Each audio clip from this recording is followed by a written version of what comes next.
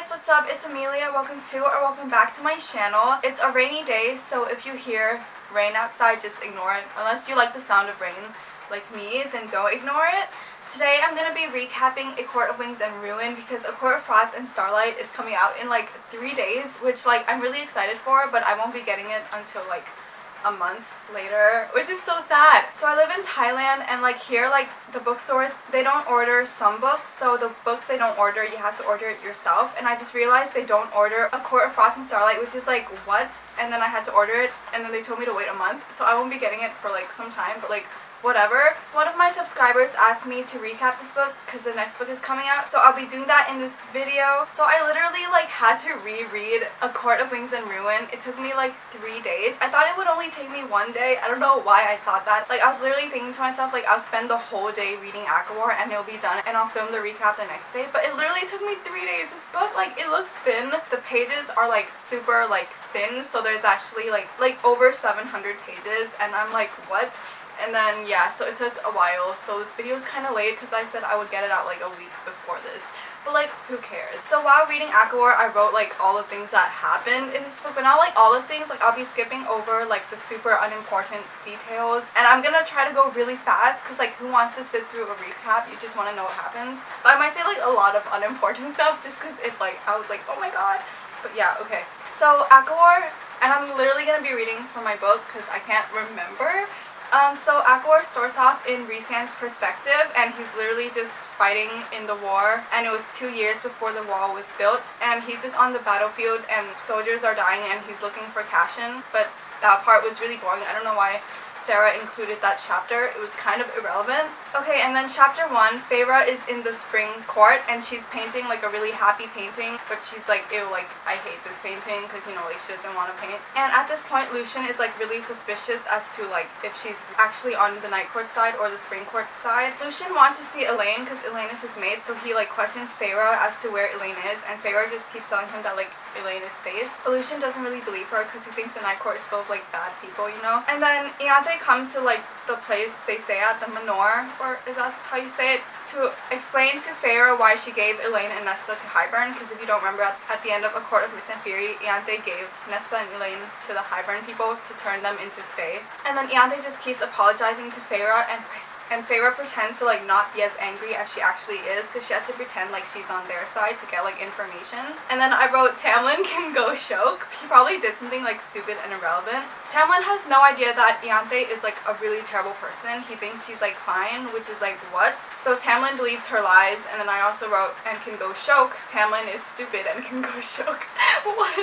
Okay, Feyre smuggles information to Rhys through the mating bond that they have, so she's just giving him a bunch of information about like what's happening. And then Jurian, which is the guy on Amaranthus Ring, and I'm gonna say Branagh and Dagdan because I don't know how to pronounce their names, but they're Hybern's niece and nephews.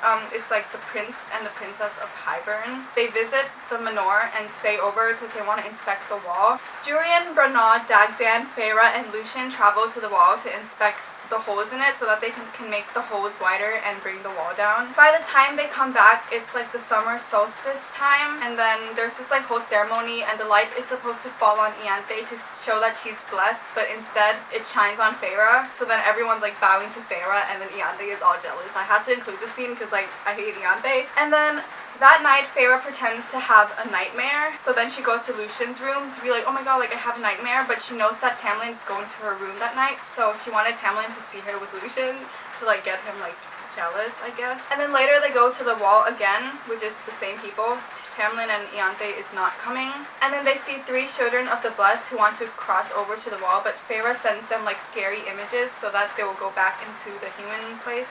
So then they leave, and then at night, Julian, Lucien, and Feyre find them dead, so Branagh and Dagdan killed them, and it's like really messy. Lucien and Feyre send the bogey after them, and Tamlin is all angry that they did that to Branagh and Dagdan, but like I'm happy that they did that. Feyre turned Tamlin's sentries against him. I'm not gonna explain the whole process of how she did it because it's irrelevant, but she like basically turned his whole like people to hate him, but like it was Tamlin's fault anyway.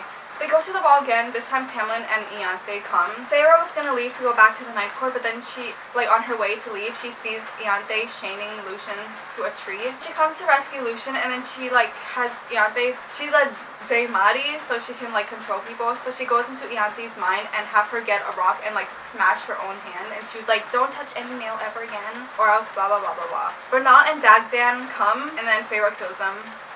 You go, girl.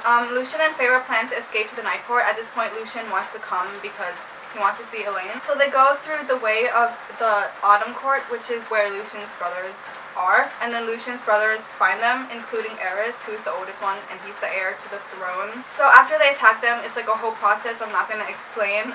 Cassian and Azriel come and save them, and then take Feyre and Lucien back to Velaris, to the townhouse, and then they go to the House of the Wind, or like the House of Mist, whatever it's called. Elaine talks to no one, and Nesta is mean. That's like basically the personality for this book. They send out invitations to all the High Lords to meet about who will fight in the war and who will be on Hybern's side. And while they're at Velaris, Feyre is training with Cassian and Azriel so that she can fly and fight. Feyre thinks they can't beat Hybern even with all the High Lords' help, so she wants the Bone Carver to help them in the war. So she visits the Bone Carver. The Bone Carver says it will help in the war if Feyre can bring the Ouroboros, if that's how you say it, mirror to him, which is in the Court of Nightmares. And then everyone visits the Court of Nightmares to see if Cair's army, which is Mor's dad, who like rules the Court of Nightmares, will help fight in the war. And they said they'll only fight in the war if they have access to enter Velaris, and Rhysand stupidly agrees. And then Eris is also there. Mor is like really angry at Rhysand, but then they make up later. And then back in Velaris, Hybern soldiers attack Nesta and Feyre while they're in like the library in like the house of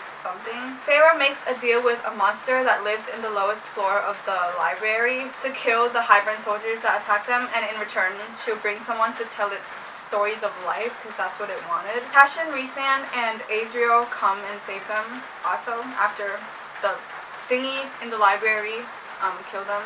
And his name is Briaxis. And then back in the townhouse, they realize that Elaine is a seer because she saw all that coming, so she can see the future. And then Elaine's saying that Queen Vasa can help with like the human army stuff. So then Lucien volunteers to go find her. So then Lucien is like gone for like the rest of the book, which I'm like really angry, but then he comes back in the end. And then Varian, who's like a thing with Amren, tells Amren that Hybern is attacking the Summer Court, which is Tarquin's court. So then Azriel, Cassian, Feyre, Mor, and Rhys fly there to help defend the Summer Court, even though they send them like blood rubies and would kill them on sight, but they still help them. And then the High Lord meeting occurs. We learn that Tamlin also wants to fight against Hybern, but no one really believes him because he's the one that let Hybern into their land. And then here we meet all the High Lords, Callias and Vivian. Callias is the High Lord of Winter Court, and then we meet Thesan, who's the High Lord of the Dawn Court, Helion, who is the High Lord of the Day Court, Tarquin, Summer, Baron, Autumn, and then Eris's brothers and the Lady of the Autumn Court also comes. Nesta decides last minute that she wants to join the High Lord meeting, because before that she said she wouldn't come because she didn't want to tell her story. So during the meeting where Tamlin is like, oh my god, like I hate him, he can go die, they sleep at the Dawn Court, and Feyre and Rhysand realize that Lucien is Helion's son and that he's not actually Baron's son, because Helion had a thing with Lucien's mother, which is why Eris and his brothers are mean to Lucien. And then during the meeting, Tarquin takes back the blood ruby thing, so the Summer Court doesn't want to kill them anymore. And then Nesta warns everyone that they should leave because something bad is about to happen, but everyone's like, whatever. And then in the next meeting, which is the next day, the land is like shaking something. It means that the wall is down, so then they go back to the townhouse. Feyre visits a creature under the library, and then she bargains with it. So in return for it fighting with them in the army, Feyre needs to give it like a window to see the stars and the sun, I guess. And then everyone visits Grayson, who is the guy Elaine was supposed to marry before she turned Fae. She's like engaged to him, and they use like a glamour to hide Elaine's Fae ears so she appears human, but Grayson knows that she's not human because Jurian told him. And then Jurian is apparently he's there, and apparently he's good, like he was underside the whole time. And Elaine says she wants sanctuary for the humans because the wall's gonna go down and they're gonna get attacked. Grayson agrees, but he wants nothing to do with Elaine, and then Elaine is all like sad. Okay, I have 2 more pages. I can get through this. Jurian says that Hybern plans to attack the Summer Court, so they all like gather near the Summer Court, and this includes the Illyrians and the Darkringers, who is the army for the Court of Nightmares. Rhysand, Azriel, Cassian, and like their Illyrian soldiers fight Hybern soldiers while Mor and Feyre is literally just watching them. I'm like, what? Because Feyre is all like, I don't want to fight, blah blah blah, like I don't want to. so they're just like watching. And then Feyre winnows to near the Weaver's cottage to trap the Surio. She asks the Surio how to stop Hybern, and the Surio says to tell Amren to look at the second page of the book. And then Ianthe comes and kills the Surio. I'm still angry. We never got to learn the Surio's name. It wouldn't tell Feyre, and I'm like, okay. And then Feyre leads Ianthe and her 2 Hybern soldiers that came with her into the Weaver's cottage, and then they die. Thank God. And then they go back at the camp that they set up near like the summer court. Cassian is like really injured, and Nesta is like, you're hurt. I'm sorry, I have to include the scene. So Nesta is like, you're hurt, and then he's like, I'm fine. And then she like heals his hand. She brought like bandages and like healed him, and he's just like staring at her the whole time. And I was like, oh my god, like I didn't remember that scene, so I was like, oh my god. And then Nesta, okay, the sound of rain is becoming really obvious now, but like whatever. Nesta uses her abilities to find the location of the cauldron, but this links them together, and then it enables Hybern to know where they are, and then they kidnap Elaine while everyone is sleeping. Oh my god, the rain is getting so loud. I'm so sorry. So Feyre and Azriel go to the Hybern camp to rescue Elaine, and Feyre is impersonating Ianthe, so she like shapeshifts to look like Ianthe. And then she sees a human girl that she wants to rescue, so she wants to rescue the human girl and Elaine. She bumps into Jurian, and Jurian immediately knows that it's Feyre, not Ianthe. Jurian says he'll help rescue the human girl. So Azriel, Feyre, and Elaine and the human girl fly and escape with the help of Jurian, and also with the help of Tamlin, because he kills Hybern's hounds, which were chasing them when they were trying to escape. So they make it back. Moore tells Feyre that she prefers females over males, which is why she doesn't love Azriel that way, and Feyre's like really understanding. Feyre goes to the Court of Nightmares to retrieve the Ouroboros mirror. Apparently if you look into it or something, you become like crazy, or like you like die, but she like risks it because she wants the Bone Carver to help fight in the war. And then finally she retrieves the mirror because she's like really strong, but it shows her who she is, and then you can't look away, and then she started like vomiting and everything. Okay, I'm almost done. And then we have the battle, and the battle is like a mess. The battle literally, like I'm not even kidding, it took 100 pages, so I literally had to narrow it down into 1 page, so like a lot of details will not be here. So Briaxis, the Bone Carver, and the Weaver is all fighting for them. Feyre got Briaxis and the Bone Carver, but Rhysand made a deal with the Weaver, so now the Weaver is fighting for them. And all of the High Lords are there except for Tamlin and Baron, so they're like, okay, I guess they're not helping us fight. But then like Tamlin, Baron, and also the human army, which is Grayson's army, they show up and they bring their soldiers, so they're like, oh my god, yay, like we have more people fighting for us. And then they're fighting, and they're literally about to lose because Hybern has like thousands and millions of soldiers, and then they're about to lose. But then Miriam and Dracon's soldiers appear. If you don't remember who they are like these lovers, and then they like escaped because they wanted peace, so they were on this like invisible island. But then they showed up. Feyre's father's army also shows up, as well as like Queen Vasa, so like all come to aid in the war. Amren and Feyre run for the cauldron to disable it, and then Feyre touches it, and apparently like Amren betrayed her sort of, and when she touches the cauldron she can basically see what's happening, but she's not actually there. So she sees Nesta, and Nesta is with Cassian and the Hybern king, the king of Hybern, and the king of Hybern has their father captive. He has like a sword to like his neck, and then he kills their dad. And then Cassian is really injured. He's about to die. Nesta is like laying on top of Cassian to like protect him from the king of Hybern. Okay, sorry, I just moved the camera because it was annoying. So the king is about to kill them, but then Elaine is behind the king, and then Elaine like stabs the king's neck, and then Nesta comes and twists the dagger, so then the king's head falls off, and Nesta is like holding his head, like what? And then after that, like the cauldron lets Feyre like go, like she's no longer like, I don't even know what was happening to her. Amren tells Feyre that the page that the Surio told Feyre to tell Amren allows her to free herself, and she says that when she does free herself, she will kill all the Hybern soldiers, but she won't remember anything or anyone from like her life, like when she was Amren. And then that happens, Amren is like free, and then she goes and like kills all the Hybern people, but then the cauldron breaks, and then Feyre uses Rhysand's powers to bring the cauldron back into one piece.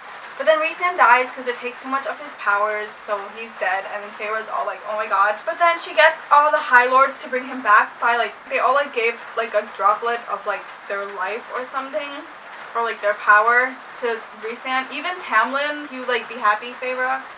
So then Rhysand comes back to life. Amren is also back because apparently she like held on to Rhys when Rhys was coming back to life.